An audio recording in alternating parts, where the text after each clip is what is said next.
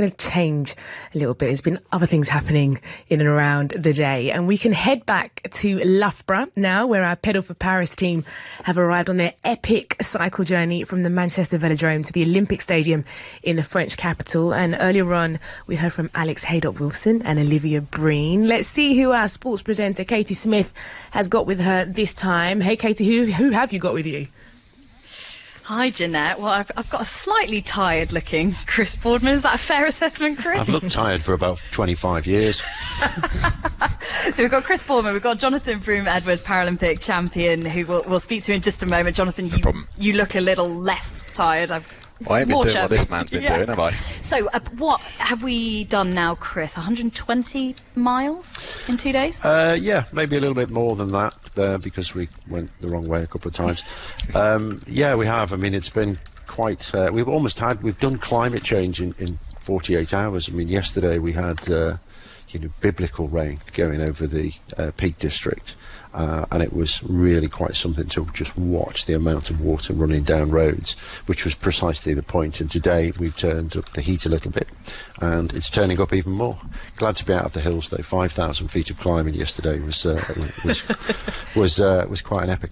Although some of our BBC Sport colleagues who are cycling this journey with you to look at sustainability and look at climate change and what sport can do to counteract that, they were saying that there was definitely a front pack in the cycling group. You were it was very the much antisocial group. There's the antisocial group, and then there was the reasonable people. So we kind of split up. But one of the reasons for that, apart from being antisocial, was we want to go and spotlight great things that are happening. So we wanted to make sure we could cram that in as well as the riding, which is what we've been doing today. Yeah, so you've been looking at what people are actually already doing, and particularly yesterday I was quite interested. You were looking up at the peaks, weren't you? Yeah, the connections with the sport and the sporting community. So yesterday we stopped on the moors. It was a rather curious sight, middle-aged bloke in lycra planting moss in this massive deluge. But the British Mountaineering Council I've been working to replant that moss to help this environment, and it was just basically denuded of vegetation during the Industrial Revolution. So lots of acid rain killed off all the plants, and it just doesn't come back. So you've got these big black areas that are a smooth surface that rain hits it, runs off, takes that soil and the carbon down into the watercourses. It's flooding the villages below, as we're seeing more and more regularly now.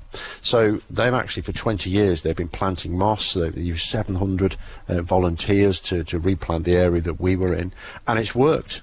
It's actually all been brought back. So the water and the carbon is held. So moss, I know this stuff now, moss holds 24 times its own weight in water, and it's now held in that place. So it reduces the risk of flooding. And for Trent Water, they're investing in it as well, because they say actually it costs us an awful lot less to treat the water when there's less stuff in it.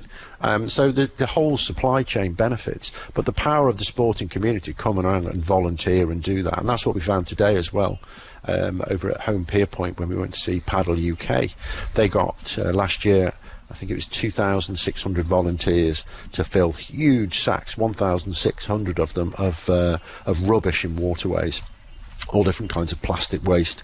And now, by the time I'd got there, they said, no, those numbers are outdated. We've now got 4,000 volunteers. And you could say, right, we're connected to sporting groups and clubs, big and small, across the country. Would you like their help? And they said, yeah. So now we can, people who want to do something, we can channel them into that. And that's what we're doing every day, giving people a way to join in.